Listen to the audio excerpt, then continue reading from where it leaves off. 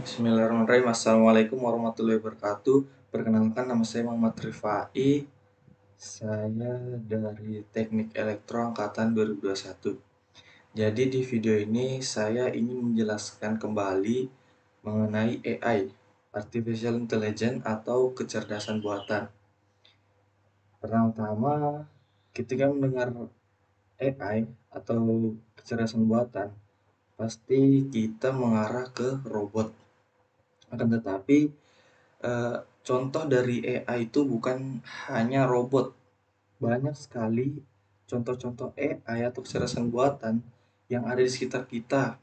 Contohnya itu Google Maps, di mana contohnya saat kita menggunakan Google Maps ini untuk mencari suatu tempat, Google Maps ini secara otomatis akan memberikan jalur atau rute yang tercepat dan mudah dilewati.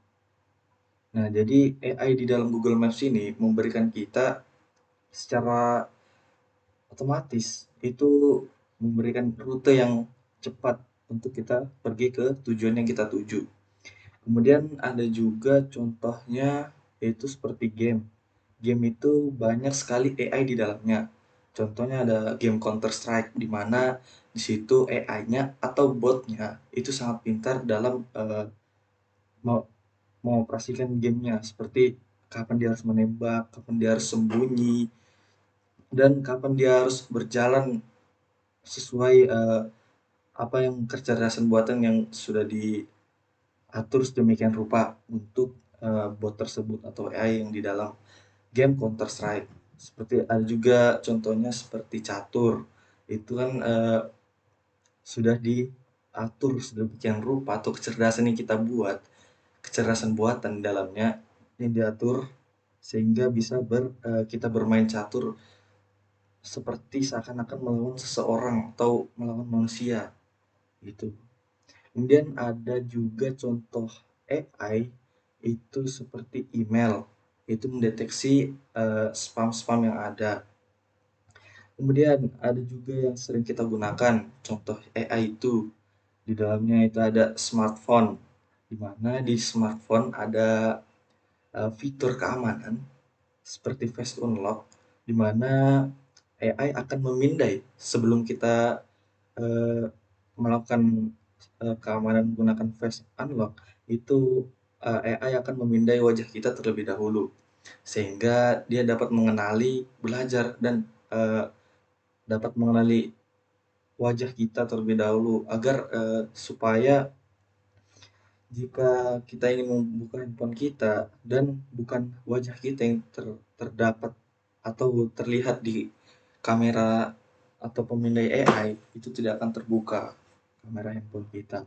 Kemudian ada sistem keamanan juga yang di smartphone itu ada fingerprint, di mana fingerprint ini mendeteksi sidik jari kita.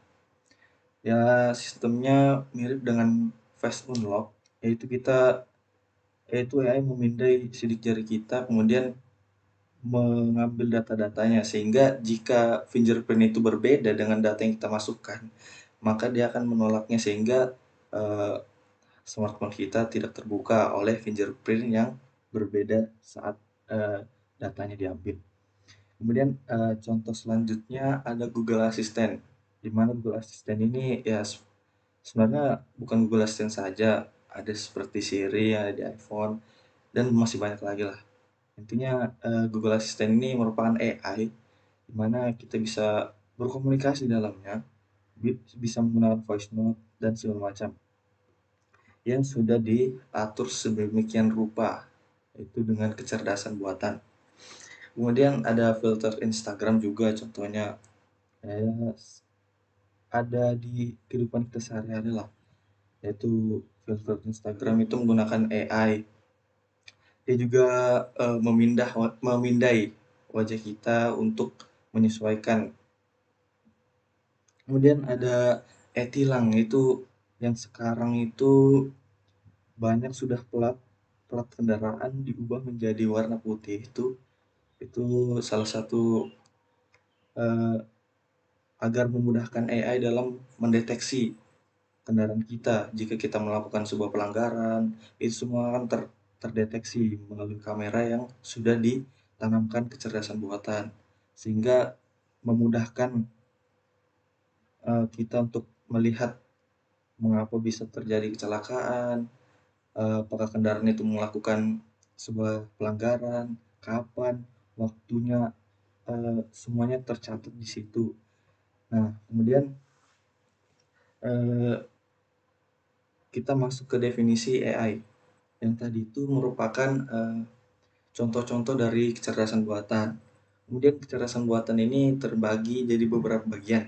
Yang pertama, kecerdasan buatan itu merupakan sistem yang sistem berpikir seperti manusia, yaitu thinking humanly. Nah, jadi AI ini bisa berpikir seperti layaknya manusia. Itu pengertian yang pertama. Yang kedua, ada act humanly, di mana itu sistem bertindak seperti manusia. Jadi awalnya itu hanya berpikir seperti manusia. Yang kedua itu eh, acting, dia bisa bertindak layaknya manusia. Kemudian ada lagi pengertian mengenai AI itu tentang thinking rationally. Jadi awalnya itu bertindak dan berpikir layaknya manusia, ini sekarang diperbarui menjadi thinking rational, yaitu berpikir secara rasional, logis dan benar. Jadi eh, eh, mengapa diubah menjadi berpikir secara rasional? Karena manusia tidak rasional, karena manusia itu memiliki eh, rasa, sedangkan AI itu tidak, kecerdasan buatan tidak memiliki rasa. Kemudian ada lagi yang paling terbaru itu pengertiannya mengenai act rationally, yaitu tindakan eh, tindakan yang dilakukan atau berpikir dan bertindak secara logis dan rasional. Nah, yang tadinya itu cuma berpikir dan bertindak secara layaknya manusia, kemudian ini diubah pengertiannya menjadi berpikir dan bertindak secara rasional. Oke, kemudian selanjutnya itu ada 4 teknik dasar dalam AI yang digunakan di AI atau kecerdasan buatan. Itu ada pertama itu ada searching. Searching itu mencari. Teknik yaitu menemukan solusi. Contohnya itu Google Maps.